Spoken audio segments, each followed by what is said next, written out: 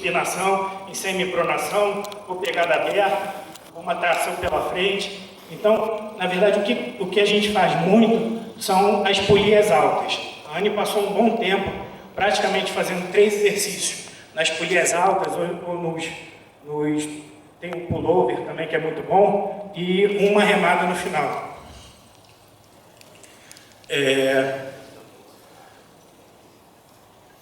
Super séries. A gente também utiliza muito,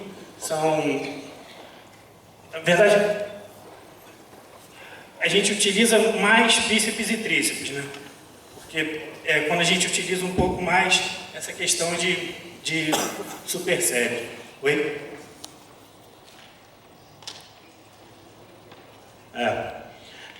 Séries combinadas.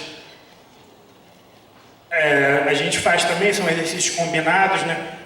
Também a gente utiliza mais em pré-contest, por exemplo, você faz uma tração pela frente, uma puxada pela frente em supinação ou em semipronação, conjugado com uma puxada aberta pela frente. Mas é importante você pensar no fluxo sanguíneo. A gente vê as pessoas conjugando exercícios que não tem nada a ver uma coisa com outra. E isso a gente tem que tomar muito cuidado para não perder o feeling, não perder o fluxo sanguíneo daquele treinamento. Isso atrapalha muito. Isotensão. São exercícios isométricos que também a gente utiliza muito. Eu utilizo até em off-season e anda muito esquecido nas academias. É muito importante para ganho de força, ganho de definição. E a gente pouco vê hoje em dia nas academias as pessoas utilizando. Repetição forçada, tem que ter alguém ajudando, né? É aquela 1, 2 repetições a mais. Também é muito importante, mas tem que tomar cuidado para lesão. Drop set, normalmente a gente vai reduzindo a carga. Também a gente utiliza muito, tanto em off-season quanto em pré-contest. E, bom, aqui são outros métodos de treinamento que eu não utilizo muito, são treinos mais bem curtos, com muita carga. A gente nunca utiliza muita carga. O que eu faço muito são exercícios lentos, utilizando muito a parte excêntrica do movimento. A gente não utiliza muita carga. Seja com a Anne ou seja com a atleta biquíni, não faz diferença. Bom, a ordem dos exercícios é muito importante. É o que eu estava tentando explicar aqui um pouco. Você tem que pensar de acordo com o fluxo sanguíneo, mas também com as suas deficiências, tá? Não é que seja errado. Por exemplo, eu tento isolar a Anne, por exemplo, eu praticamente não trabalho trapézio com ela. Então, normalmente eu faço um desenvolvimento, um exercício que pegue mais trapézio, por último. A gente começa normalmente numa elevação lateral, né? Numa abdução lateral, e ali a gente cria algumas variáveis em cima disso. Então a ordem dos exercícios é muito importante, mas você tem que tomar muito cuidado para conseguir trabalhar as deficiências dos seus atletas. Bom,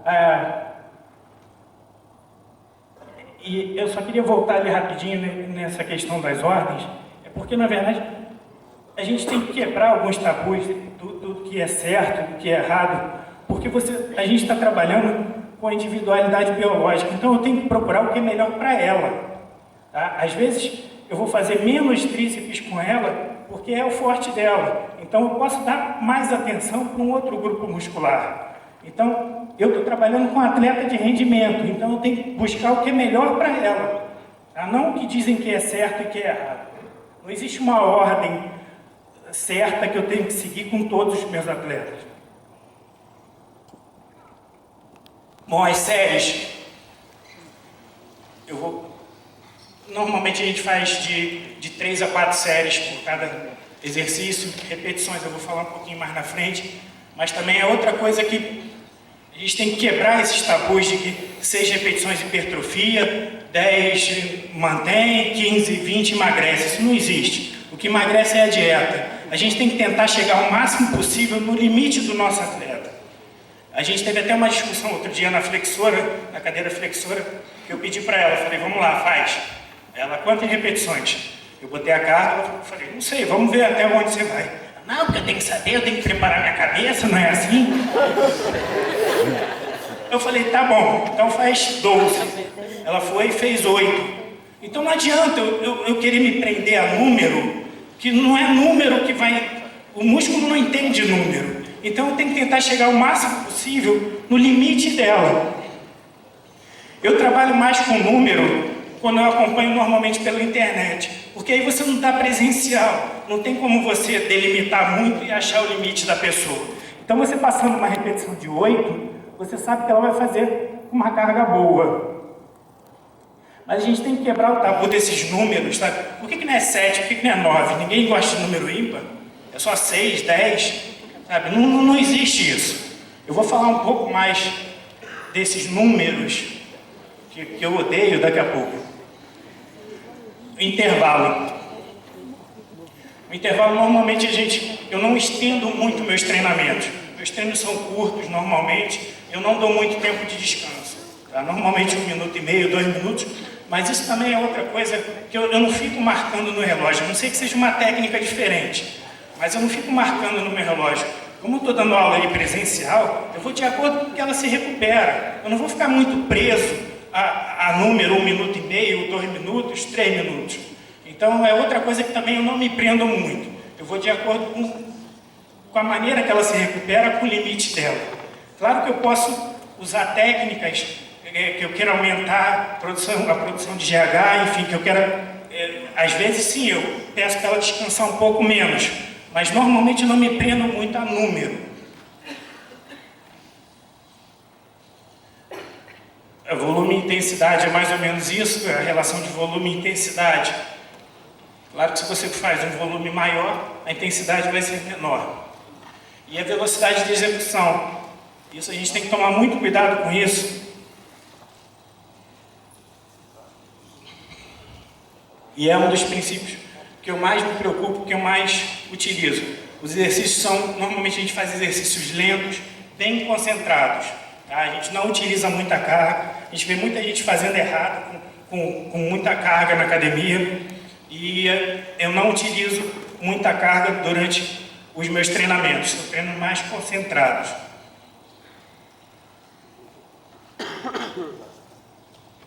Aqui mais ou menos uma relação, então eu não me prendo muito a número, eu me prendo mais ou menos a isso, mas eu vou no limite do meu atleta, tá? O linear de carga com tempo de tensão. Se você usa muita carga com tempo de tensão curto, você está trabalhando mais força máxima. Uma carga moderada, com tempo de tensão moderado, hipertrofia. Um linear de carga baixo e tempo de tensão longo, força de resistência. Isso aqui é mais ou menos a mesma coisa. Sinergismo. Eu vou correr aqui porque está acabando. Sinergismo muscular. São os músculos auxiliares, né? Peitoral, ombro e tríceps, dorsal, bíceps, quadríceps, bíceps femoral, ombro e tríceps. Aqui eu dei um exemplo, veja bem, é um exemplo que eu dei de como dividir mais ou menos um treino. Vamos dizer, um aluno moderado, tá? Eu botei perna completa, costa e bíceps, peito, ombro e tríceps, perna completa, costas e bíceps, peito, ombro e tríceps. Isso de acordo exatamente com o sinergismo muscular e com o fluxo sanguíneo. Existe muito essa dúvida se faz a perna toda num dia ou se divide, tá? Eu particularmente eu faço ela toda num dia, seja com a Anne uma vez por semana, ou seja com uma menina que faz dessas do biquíni que faz 2 vezes por semana. Eu acho muito difícil você conseguir isolar totalmente o grupo muscular, então eu prefiro fazer a perna num dia e dar um tempo de descanso maior.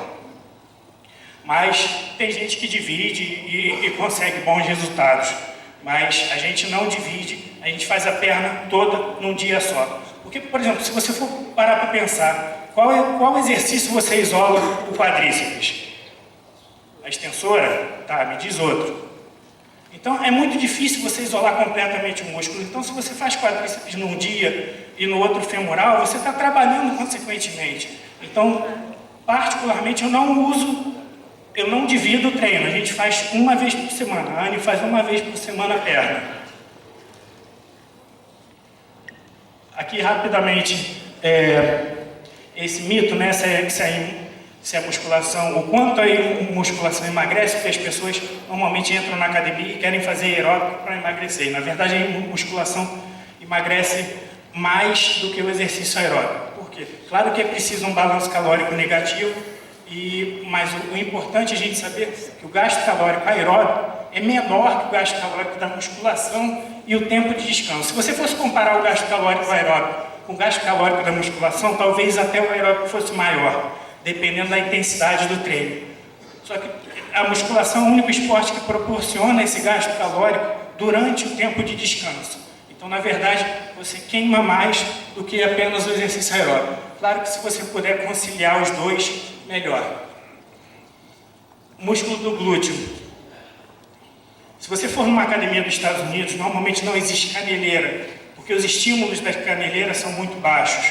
Então, normalmente o que a gente faz são usar, quando a gente quer focar mais os glúteos, a gente usa angulações mais específicas, mais baixas, mais passadas. São exercícios que geram mais contração, mais fibras, recrutam mais fibras musculares do músculo do glúteo. Só que é complicado você explicar para uma aluna nova isso, né? E tirá-la da caneleira. Particularmente, as minhas atletas não treinam glúteo, não fazem caneleira e não treinam glúteo.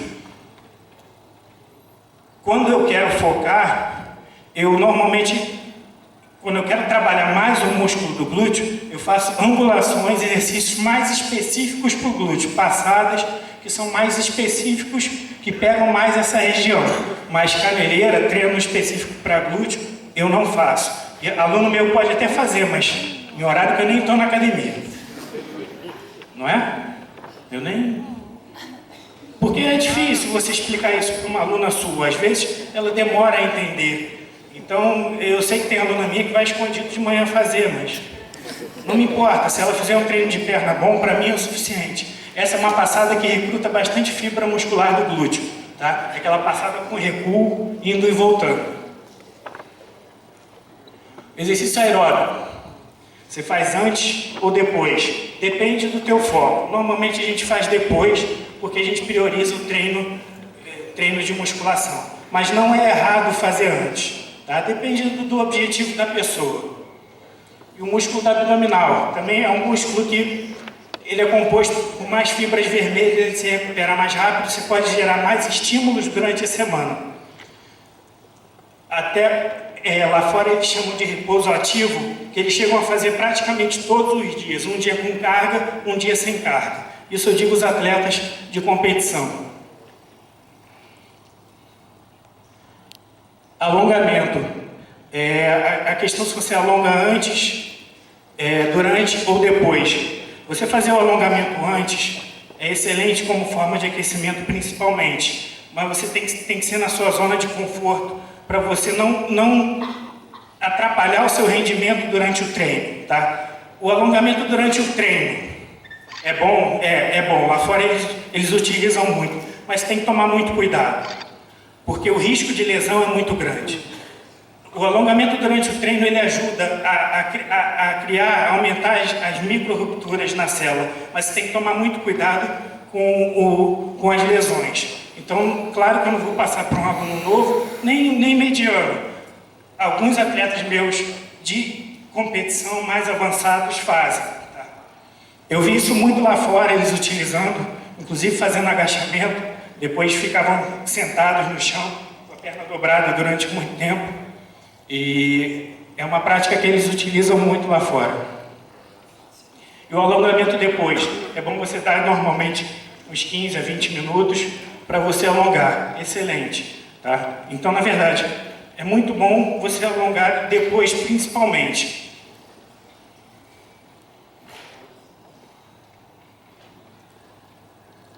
Bom, eu acho que está na hora. Bom, então está na hora. Eu vou deixar meu e-mail aqui e vamos abrir para a sessão de perguntas, né? Desculpam correr tanto, mas é só uma hora, então gente, salva de palmas, aqui, por favor.